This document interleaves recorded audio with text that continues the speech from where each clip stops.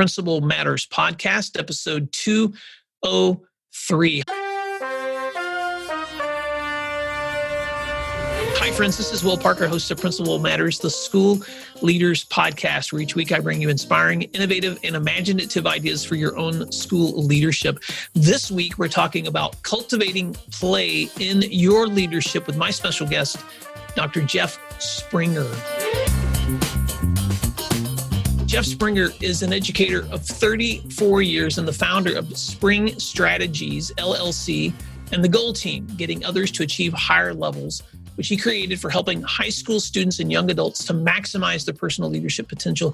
He is a former Texas high school head football coach, an 11-year veteran of the classroom, and also the former principal of Magnolia High School in Magnolia, Texas. In 2013, he was selected as the State of Texas TASSP State Principal of the Year. He resides in Montgomery, Texas with his wife of 38 years, and they have two children and two grandchildren. Jeff Springer, welcome to Principal Matters. Feel free to fill in the gaps on that intro.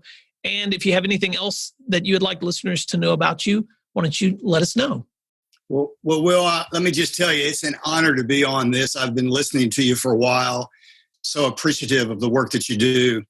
And again, honored to be here this morning with you. I guess the only other thing that and you did a beautiful job. I don't know what else. I need to take you on the road and let you introduce me, at other events. But I am also part-time minister of men at Wildwood United Methodist Church, which is in our area where we live. And I've been on that staff since 2006. So I was, bivocational. Even as a high school principal, I worked part-time as both a local pastor and a minister of men at Wildwood. So that's kind of my other passion. It kind of overlaps with the educational world, which kind of gives me some balance. Well, and another passion you have is being a granddad, because not only do you live in Texas, but we're actually doing this recording from, well, of course, my place in the Tulsa, Oklahoma area. And you're in Arkansas right now being granddad. So getting to be introduced to the Northwest, beautiful part of that state.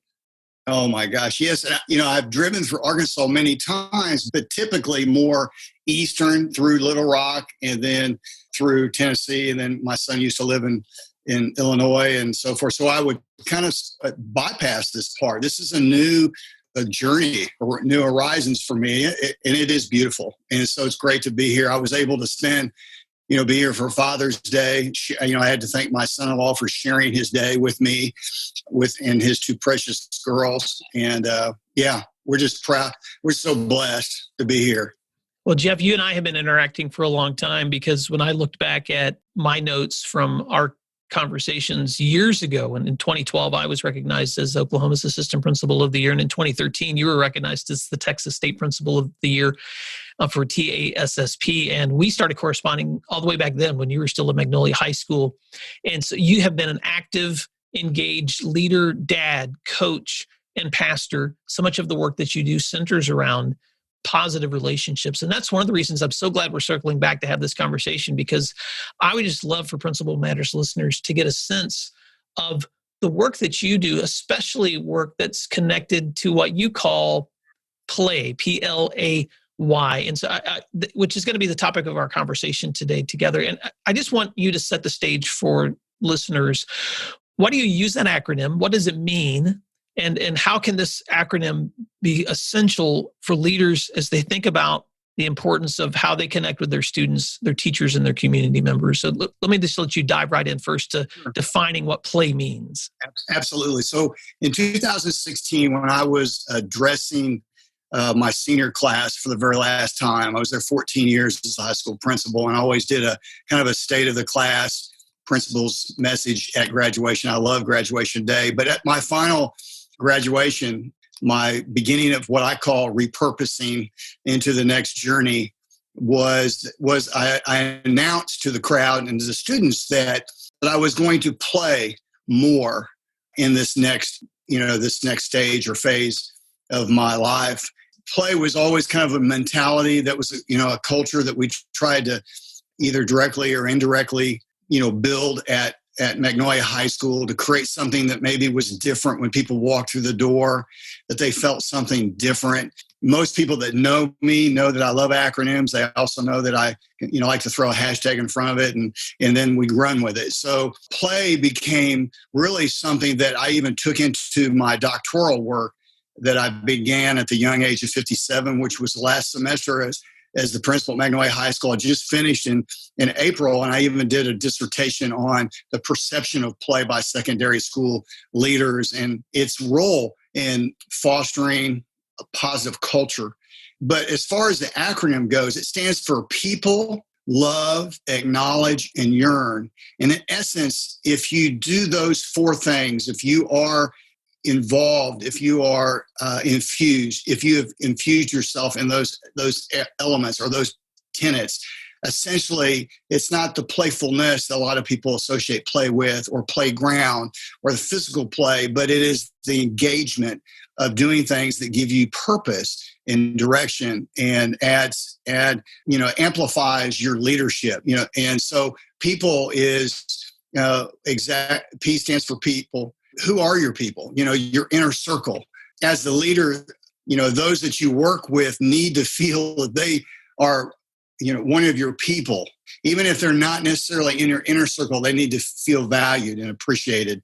And everyone needs to feel connected. And we all need others in our lives. And typically in life and in the workplace, the greatest accomplishments have been always obtained when a group of people are connected, achieving towards a common goal. So a long time ago, a famous football coach wrote a book called You Win with People. And, it's kind of the forest for the trees thing.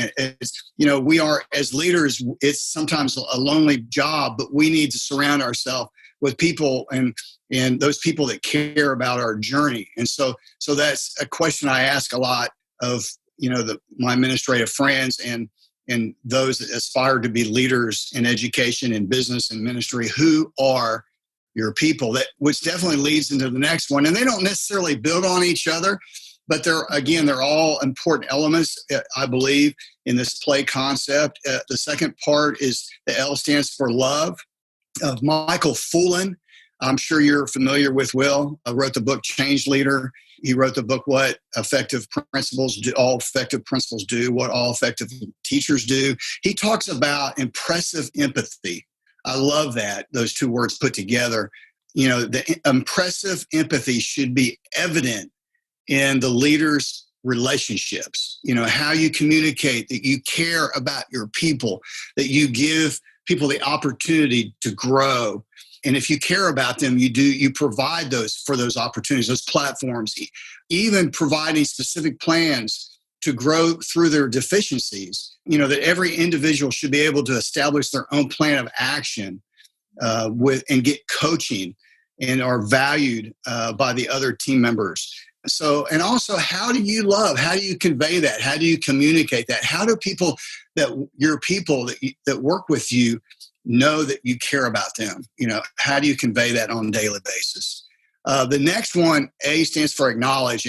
This one on the surface is probably doesn't seem to be as important as the first two, but to me, I think it's foundational. This is one that may be the most misunderstood and really neglected, but it sets, as I said, the foundation for our leadership to flourish. It's ongoing. Acknowledgement, to me, parallels humility.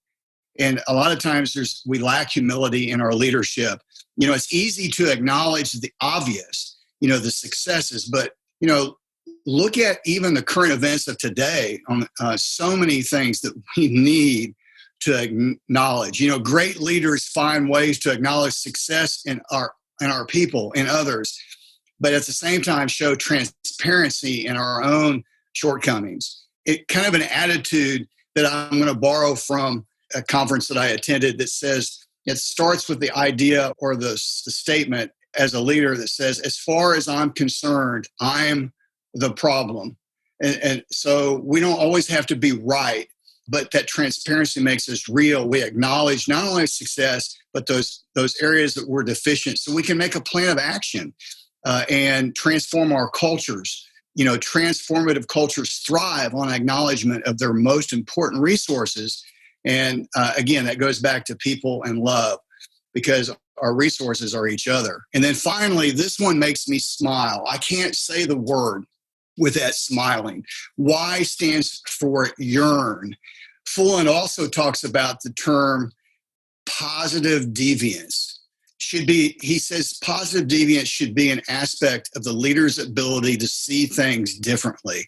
What is it that, as a leader, that gets you out of bed in the morning, that is your passion, that drives you? Throughout the process of leadership, everyone must have opportunities to express their concerns and should receive support in their goal areas. All of us have job descriptions, and some of those job descriptions, those responsibilities are what I call non-negotiables. As an assistant principal, obviously, we dealt with a certain amount of discipline. Those are non-negotiables. But I used to challenge my assistant principals and my counselors in their roles to create something within their job description that gave them purpose, that maybe was a little bit more work on their part, but what would again enhance their daily job, that would make their work essentially play. What is it that they want to infuse to make the job different, to do it differently than anybody else does? What is it that they yearn for? So people, love, acknowledge, yearn. You do those, essentially you play. And if you play, you're going to be engaged. And we all know what happens when we have a group of people that are engaged in their work. Wow, Jeff, those are so powerful. And Principal Matters listeners, I just, if you're like me, I'm sure you're taking mental notes, but just to summarize those 4 areas, people are those relationships that matter more than anything, because that's the work that we do. We're not there to implement policy, although policy is important. We're not there to just administer, which is what administrators do, but we're there because of people. That's students, that's teachers, that's community members. And then, of course, what's the fuel for that? And that's the love, the relationships that we build with others, that connection that we have that helps us, that impressive empathy. I love that word, those words that you use from Michael Fullen. And then acknowledge. Boy, there's so much in there, Jeff. Celebration, giving other people the credit that they're due, and making sure that you're transparent and accountable. And then, of course, man, what a great way to think about perspective in that term yearn. So, what's the perspective that you come to in your work, so that you come with a purpose, something that's greater than simply putting out a fire or simply just doing a good job, but something that drives you, so that that passion that drives you to see beyond just the moment into the deeper things that are happening. And so, Jeff, we're both still teachers all the time in the work that we do. So I want to move from concepts to application. So let's talk for a few minutes about, when you think about that acronym PLAY in the work that you've done with students or teachers or community members, apply that a little bit, unpack how that acronym may help a leader who's stepping into his or her own community and working with either their students or teachers or their community at large. Yeah, well, I don't care how old we are or who we are or what we do, we all yearn for a sense of belongingness. So, whether you're the principal or a teacher or community member, I think it's important, it's essential that we create that opportunity for people to feel like they belong, that you create a culture that's different than what is outside the doors. I alluded to this dissertation that I did, and what I did is I interviewed 12 different secondary principals in the greater Houston area, 3 different districts, 3 different size districts, a very small district, a middle-sized district, and a large district, both assistant principal and principals. I used it was a phenomenological study. So I used what is called a 3-part interview process. And so I interviewed 12 principals 3 different times. So 36 face-to-face, about 1 hour interviews about their perception and their experience with different aspects of play. Many of them may not actually call what they do play, but as we talked through it, they could see the play in in their leadership styles. my assumption was in secondary school that there's not intentional play a lot of times. There might be indirect play, but not always intentional play. I also assumed that because of high risk testing and all the job responsibilities placed on us, that maybe that was the primary barrier of play in secondary schools, because the gap in research was secondary. And literally, as you do the research, you see less and less information about play, even in lower elementary, which is sad. It's almost like there's an absence of play from the sandbox to the time that maybe they graduate from higher ed and get a job at a place like Google or Apple or someplace like that. And in between, there's this absence. And so overall, but the number one barrier was not the responsibilities. This is communicated by the principals. Most of them, it was them. The barrier was their very own leadership style. And it was great that they would admit that as they talked through this, and what's important to remember is that play, we deny ourselves a lot of times the time to play and time to do those things that really push us towards and really move us, working in what I call our strength areas, like Strength Finders. Strength Finders talks about how, over 70% of most employees are working in positions where they're disengaged because they're not operating within their strength areas. So part of play is finding ways to use your strength. And also, it's a job of a leader is to plug those people in so they can shine and really grow. And we all know if we have engaged, what happens when you have engaged teachers or engaged students, you're going to flourish and the culture will be a positive one. And so all of that, play, the definition of play sometimes can be very ambiguous. It can change from one person to the next. But I tell people that I never really went to work a day in my life, because my work was play. The problem with some cultures and some leaders is that play for them may be work. And if we don't work at play, then sooner or later the culture or the individual is going to become disenchanted and not productive and turn away. Well, that's great feedback, Jeff. And I've not thought about that before in terms of research on play, how that gap that exists in the secondary world. And so that's fantastic feedback on your dissertation. And I think something that was going through my mind as you were saying that for leaders is giving themselves permission to love their work, giving themselves permission to find the things that charge their own batteries emotionally, and then connecting that to the work that they're doing as school leaders. I would love to stay there for just a moment and ask for if you can think of a particular incident or experience in your own school leadership at Magnolia, and this could just be one incident, or this could be a series of things, but just what's an example of how Jeff Springer was able to connect your own passions in a way that made you find so much joy in leadership at Magnolia? We talked at Magnolia High School, not about just excellence. We talked about how we're going to move from excellence to eminence.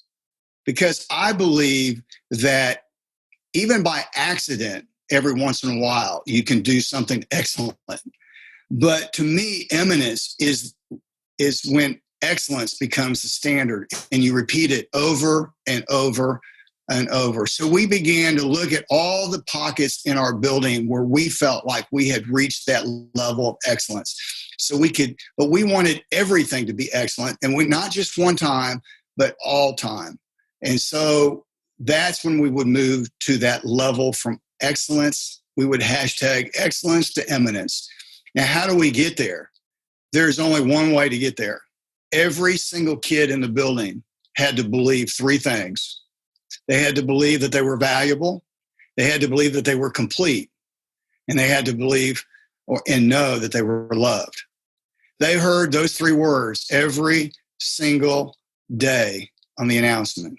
I would say that today, ladies and gentlemen, it is a great day to be alive at the Magnolia High School, where every single student is valuable, you are complete, and you were loved. And we would hashtag VCL. If you follow me on Facebook, and I have a lot of former students, they're going to hashtag VCL. We talked about, and it became a t-shirt. It became everything we did. We felt like in order, it's kind of like the Maslow's hierarchy of needs. If we don't take care of the kids, emotional, social, physical, then all that other stuff, all that great academia that we have, it's not going to, people did not like this sometimes when I said this, but sometimes we had to put academics on the back burner. We had to push the desk back, and the kids need to know, how much we care before they know how much we know, so valuable, complete, and love. And so that was a way to really bridge. Do I believe that every single kid heard that? I don't know. But that was what we, strive for every single day. The very first thing I did when I came to Magnolia High School, and I'm going to tell you, it took a long time to move the barge. I was a career principal. I had no aspirations to be a superintendent. Anything that took me away from kids, I just might as well get in a car and drive, an hour and a half commute and do a business, work in the real world, so to speak. So I wanted to be in a large high school, and I did. We were up to 2,800 students before we split. The very first thing I did symbolically is I used Covey's universal principles. And the very first thing, as soon as you walk in the door, we had these huge signs that said, honesty, integrity, human dignity, service. Those are the universal time-tested principles. And our vision was that, everyone who would walk through the door would know that we were principle-centered, not P.L.A.Y, but, not P.A.L., but P.L.A.Y, principle-centered, and know, that all would become one. And we talked about one what, and we talked about being a family. So all those things together, you don't do any of those things overnight. Like I said, it took a long time for us to move the barge. Honestly, we reaped the benefits the last probably 6-7 years of the work that we did the first 6 or 7 years. So, well, and that's one of the beautiful parts of being in a school as a long-term administrator. And you and I have both seen the data, Jeff, that with principal turnover, schools don't grow as well. And so the fact that you were able to be in a place long enough to invest in the growth of your teachers and your community and your students meant that you got to actually be a part of building a community, building a school community, which is often something that I don't think we understand, like the long-term benefits and legacy that you can leave in that kind of situation. But I also love it that the foundation of the work that you did with your school, and when you're leading 2,800 kids, you have an enormous responsibility with lots of leadership under you, lots of teachers under you, lots of students that are looking to you to set the tone and the direction for your school, which if the tone and direction isn't set well, it can easily be derailed.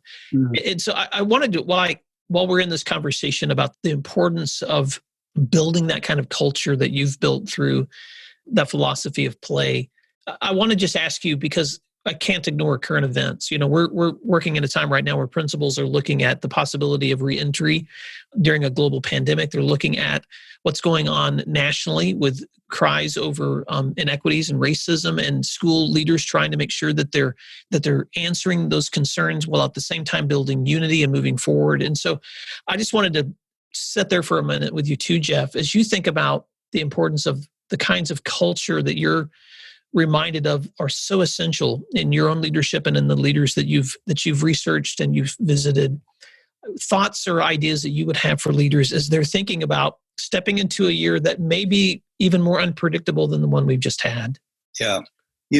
One of my favorite quotes by Stuart Brown when it comes to play, he said, "Where there is peril, there is no play." So even in the midst of storms, as leaders, we must find time to play, somehow to provide opportunities for play, not playfulness, but opportunities, constantly working towards opportunities for that connecting, for opportunity for imagining, for problem solving, for collaborating, for innovating. Behind food and shelter, play is the third most essential biological need we have, again, but sometimes most neglected. And when the storm comes, that oftentimes is the first thing to go. And so the measure of leadership is how are we going to weather? What are the words that we choose, and what are the actions that we take? And, I was fortunate a couple weeks ago to facilitate and initiate a Zoom call with a very diverse panel in hopes that someone watching later, even just one person, might have a dilemma or a crisis in their prior premises that would cause them to give new meaning and to look at something different and possibly be transformed. So we called it a venue for transformation. And I called it underneath kind of a subtitle of simply learning and loving opportunity. And so that's what we're going to have to do as leaders. First of all, God bless those leaders that are in the trenches. And I just have to be honest, I'm really thankful that I'm, not a principal right now, because I probably would have gotten my district in trouble this past, couple of months, because I would have been trying to figure out ways to see my kids, my students. I love, especially those seniors that will never have that time back. And even though they got to experience, some of them got to still experience a graduation, they miss those days that you can't recreate. But as we go into this new year, this unknown, we have a lot of opportunities to really do some things that maybe we should have been doing all along, to really reevaluate instead of bemoaning what we don't have, maybe the opportunities that lie ahead, this new normal that gives us a new opportunity to make change, both in procedures and policies and systems, but really to be able to extend, our relationship capacity. And so it's a huge challenge, but it's also really an opportunity to do again some things that maybe we should have been doing all along, that we maybe, if it was not for a pandemic in this time of quarantine, that we wouldn't pause and reflect upon those things that really do need to be examined and re-examined. Wow, Jeff. And I just want to sit there for just a moment, because I need to reflect out loud with other leaders too. But I had a conversation a couple of weeks ago in a conference that we were hosting at the work that we do in Oklahoma with Dr. Barb Sorrells, and she's a specialist in student trauma.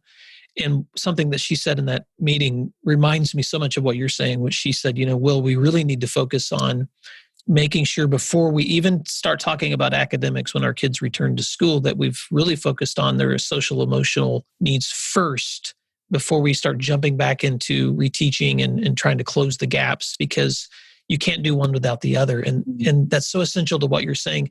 Prior to these closures, you could not simply attain academic growth absent from those other elements of school that go hand in hand with that, because all of us know that the reasons that kids want to learn is because they've built meaningful relationships with their instructors, and they've had relationships of trust so that they're willing to grow and be facilitated and guided by an instructor. And two, that they love schools where they feel like they're a part of something bigger than themselves. That's why their teams matter. That's why their activities matter. It doesn't matter if it's band or theater or computer coding or football. If they have an area where they feel like they're a part of something bigger than themselves, that gives them that motivation for engagement, which leads them into opportunities to learn and grow academically.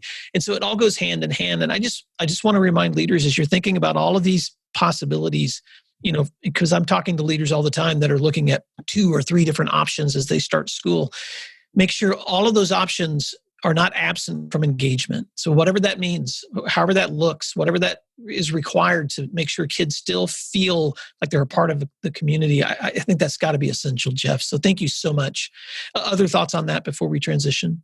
Again, just to echo, we may never, and maybe hopefully never, want to come this way again. But the question is, how can we be better?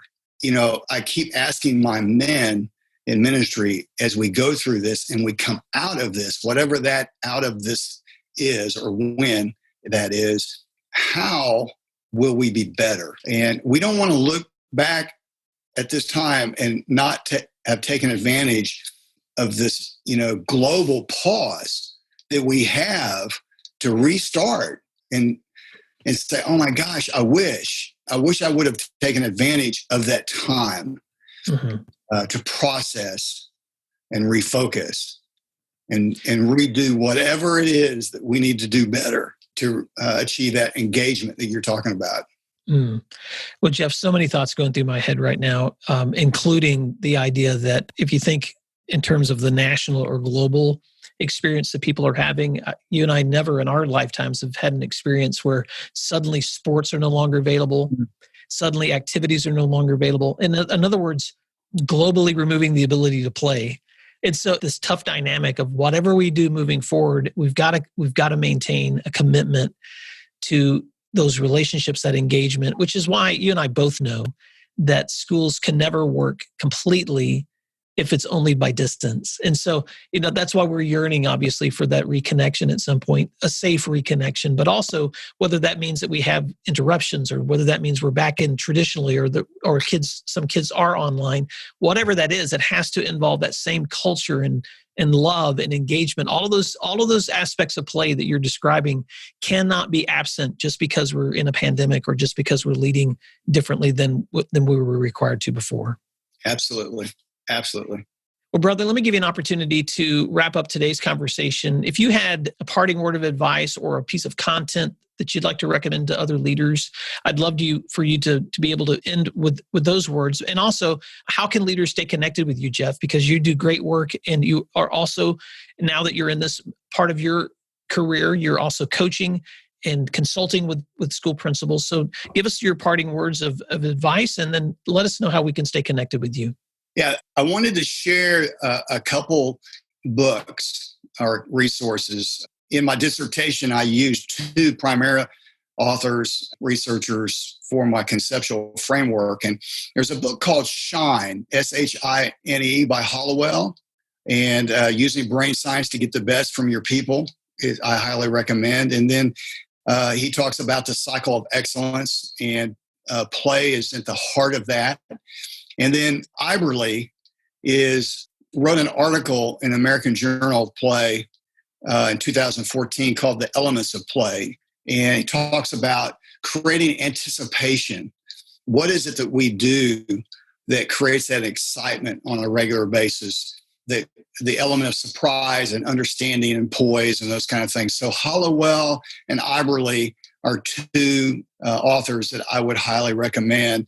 In my parting words of advice for school leaders is, as I said before, don't underestimate the power of the principalship.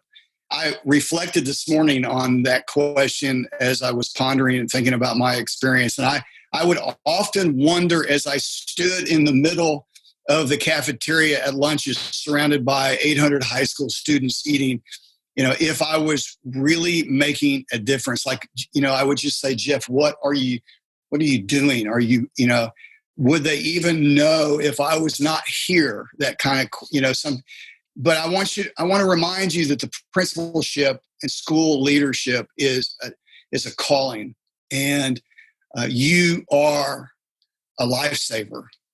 You set the tone, but we must play, and people love, acknowledge, and yearn. And so I would love to stay in contact with any of the listeners that are out there today. And you can contact me. I have a Twitter account. It's at Cultivating Play, all one word, at Cultivating Play. The website is cultivatingplay.org. My email is jeff@cultivatingplay.org. And we have a Facebook page as well. And my consulting LLC is called Spring Strategies LLC, and that is the Facebook page. So those are multiple ways to communicate with me, and I would love to partner with any of the listeners that are out there making differences in the lives of the people that they lead on a daily basis. Well, Dr. Jeff Springer, thank you so much for doing what matters. And thank you for the years that you have invested in education and leadership. And even in this part of your career now, where you are giving back to leaders by guiding them, coaching them. You wear so many hats right now as a consultant and in ministry, as a granddad and a father. Principal Matters listeners, let me encourage you to reach back to Jeff, to look at his resources, to reach out to him if you are in the Houston area or anywhere really, because we can meet virtually now with anyone in the world, because Jeff's work is ongoing and he's consistently connecting and working with school leaders. And Jeff, it's been such a privilege to have you on this show. And Principal Matters listeners, thank you for doing what matters, and we'll talk to you soon. Thank you, Will. Yeah, this was a pleasure. That was rich, very rich. You gave me a lot to think about. Even as a dad, I've been thinking about, the areas of my responsibilities with my kids. And COVID has made it in some ways harder to be connected with my children, which is really weird because prior to COVID, we had less time together, but it seemed like we had more meaningful time together because it was purposeful. Like if I had an afternoon free, I was going to call one of my kids and we go do something together. Or, we had these built-in times where we were connecting. And what I've noticed now that we're together all the time is we've had fewer and fewer of those scheduled times together and more like people just kind of doing their own things. I was realizing as we're talking how absent we've been from playing. And, even though summer should be that time, we're not doing a lot of that together. So I'm going on vacation at the end of this week. We're going to leave town and drive west and spend a week in Utah, just national parks and just trying to be social distance. But thanks for those reminders, because I'm really looking forward to the opportunity to just play together and build those memories and reconnect around some of those things, that third element, because you're right, food, shelter, play. And I've been thinking, man, COVID's given us a lot of opportunity to make sure we've got plenty of food and shelter. But man, if we're ignoring play, there's like a piece of us missing. Yeah, I used to tell people that when I coached, everybody gives lip service on the three parts of football: is the offense, defense, and kicking game. And they say kicking game is a third of the game, but yet we give it like 20 minutes of practice, if that much, or one day a week where we focus on it. But that's not so, but really, and it can make or break the outcome of a game, yet we speak it, but we don't do it. And it's the same thing with a play. And what's going to be the first thing that gets pushed out with urgency or, things get a little rough, a little tough. I'm sure you're old enough to maybe remember the old MASH TV series, even in that environment, those surgeons could find ways to lighten it, right, and to make it again bearable.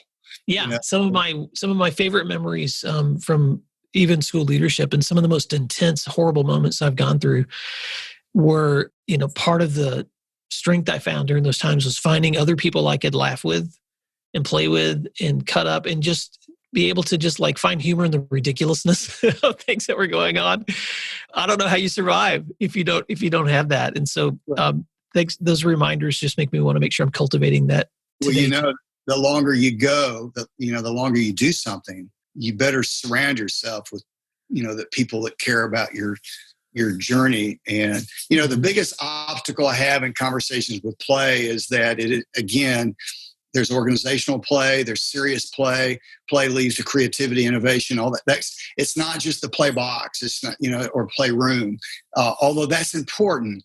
Yeah. But I don't have time to play. Well, that's what, the American work ethic is. There's a time for work and a time for play. I've even had some people just shoot, poo-poo completely, and quite frankly, those are not environments that are conducive in the long run. You can push the pedal to the metal, and Covey talked about the golden goose that lays the golden eggs. You can do that for a short term, but if long term, you're going to kill people. You're going to burn people, and people are, And if you're a short termer, if you're a 2 to 3 year person, you can do that. But 14 years, you better cultivate some other aspects, and then remind people. To me, the parallel is what you're doing meaningful, and are you utilizing your God-given talents and abilities, and that's where people get off. And there was a question you asked. I'm trying to remember where we were alluding to. We lose that joy. It's like that new teacher that gets started and think they're going to change the world, and then they realize, they either get beaten down by the realities or beaten down by the teachers, that have, been there, done that, and are doing the same thing in year 20 that they did, whatever. So they don't never change. And so then that new teacher falls into that mold, and before you know it, they forget why they became a teacher to begin with, or why they became an administrator to begin with. And man, it's too hard of that as assistant principal. Oh my gosh, you can't do this job long term if you don't find some joy and some balance. Yeah, and I think that's where I try to remind principals that sometimes those parts of your work that you in some ways resent because it requires a secondary, especially, you're required to be at so many events, so many activities, so much night work. And you can easily start resenting, like, man, other people don't work like these kinds of hours. But there's something that happens when you shift those into the way you would say it, into play. When you look at those as the opportunities to connect and have fun and engage and find joy and kind of just like revel in like the experiences that you're seeing students having, I think it transforms your work. And I tell that story often about the year my oldest daughter had her senior prom at my school. I had gone to prom for years and years as the principal. It's a little different when you go as the dad. And seeing that perspective from her eyes began to change the way I did prom. Because suddenly I'm seeing this from the perspective of my own child. And suddenly I'm seeing it from the perspective of a dad. And now I'm seeing all of these kids from the perspective of my child and my own fatherhood. And so, man, it enlarges your heart, I think, too. In the way that you respond to your kids. Well, Jeff, thank you so much for all your conversation, my friend. You bet. Thank you for the opportunity, Will. God bless you. If you'd like other free resources like this one, you can check out all my posts at williamdparker.com.